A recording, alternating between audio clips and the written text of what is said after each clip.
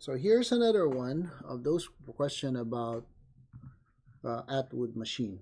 But this time, from the previous video or from the other video, it was A is less than B. This time, A is greater than B. Okay, so A is greater than B. So therefore, from our analysis last time, okay, so we are going to use let's. So now this time uppercase M and lowercase m.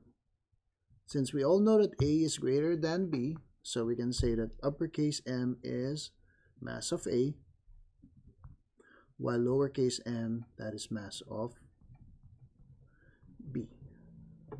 Based on the experience and experiments before, the greater the mass, that will be the direction of motion, the direction of the rotation, provided that the friction of the pulley is negligible, the slippage of the string around the pulley is negligible, there's no stretching in the string, it can also be negligible, and then the mass of both the pulley and the string is considered negligible. So been mentioning the negligible values of those factors to be considered. So m, and this one is lowercase m, where m is greater than m. So the uppercase is always greater than m.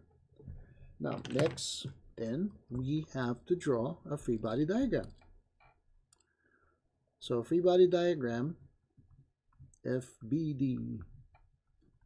So now let's have two free body diagrams because we have two bodies, that is block A and then we have block B. Block A and block B. So since A is greater than B, so we can say that this bad boy over here is less, or like let's use 4. So that will be my FG of A. Mass is not weight, however, weight is always dependent on the value of mass and the value of G, or gravitational field strength or acceleration due to gravity. But since both objects is on the same location, then we can say that the amount of gravitational attraction and acceleration will be the same as is they are on the surface of the Earth. So force of gravity on letter B, since it's less, we can say maybe like half of it, a little bit more dramatic. So FG of B. Tension, we all know that you have the same tension as A is pulling B and B is pulling A. Okay, Newton's law, third law of motion, that the force applied by A on B is the same amount of force that B is applying on A. Opposite equal reaction. Okay. Now, what I'm going to do, I'm just going to make it a little bit shorter than F of GA because to illustrate that the force downward is greater than the force upward. That's why it's causing block A to move downward with a negative acceleration. So right here we have a negative acceleration.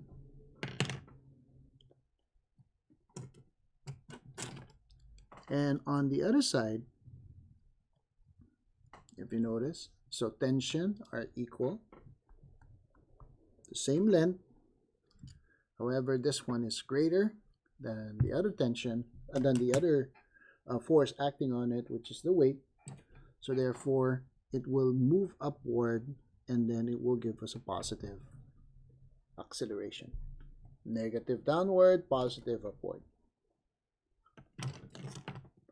Again, apply Newton's law of motion. The net force along A is equivalent to the mass of A multiplied by the acceleration of A. So the acceleration of A. Now, what are the forces acting on A? We have positive, that is force of tension, minus the force of gravity on A is equivalent to mass multiplied by the acceleration, that is negative. And since this one is greater, the mass of A is uppercase M. I forgot to write down that this is uppercase M. Okay, so uppercase M. Now let's plug it in. Ft minus uppercase M, and this time it's G, is equivalent to negative M and A. Uppercase M and A. And then I want my Ft to be by itself. So now I can say that it is Mg. It's going to turn into positive because I'll move it to the other side of the equation, minus M of A. Just leave it as is. Let's work on to the next side where we have the summation of forces along the B on the B block, which will give us mass multiplied by acceleration on B. Again, same thing. Anything that's going up is positive, so that's F sub T, or the tension force, minus the force of gravity on B, equals M, and the mass of B is less, so we will use the lowercase m, and then positive A because it's moving upward. So let's further simplify it. Let's replace FGB or Fg of B with the equation mass times acceleration due to gravity, but we're using lowercase m as it is lesser than A multiplied by the acceleration due to gravity is equivalent to m times A. Ft then, negative to the other side of the equation, that will change into positive plus m of A. So next step is to equate those two tensions together as they are identical, equal but opposite direction as they call it.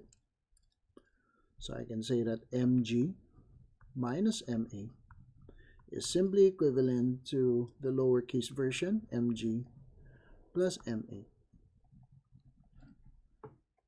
Let's put those a's together.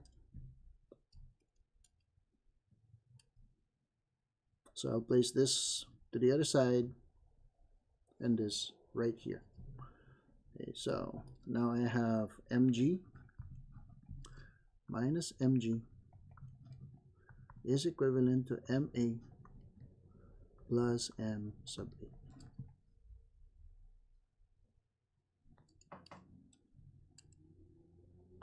So let us move further our solution right here so we can all see. So now let's factor out what is similar to those, which is g m minus m equivalent to a m plus m, and then let's divide both sides of m plus m, or the coefficient of the acceleration, in order to get rid of the coefficient and leaving a by itself. So now if I can clean it up, divided by, so that will give us g m minus m over m plus m. So this will be the magnitude of acceleration. Okay. So magnitude of acceleration. So for letter A, so for block A, the acceleration should be negative g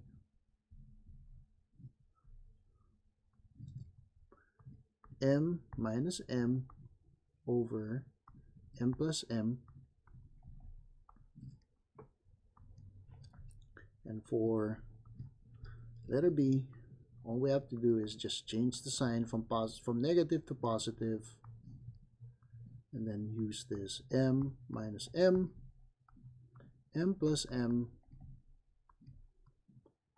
and this will be our solution. If we compare our solution from the previous video, since it's moving to the opposite direction, since this one is moving to the opposite direction, you notice m minus m m plus m, they do have the same thing. It's just moving to the opposite direction. Okay. If you notice, it's moving to the opposite direction, positive, negative. So if you look at A and B, all you have to do is switch the negative from B to A and a positive from A to B. Okay. Some of you might question, then how come you start with lowercase m and uppercase m afterwards? It doesn't really matter because there is what we call commutative property of addition and multiplication. So it means that 1 plus 1 plus 2 is the same as 2 plus 1, or even if lowercase m plus uppercase m is the same as uppercase m plus lowercase m. It's just more of the presentation.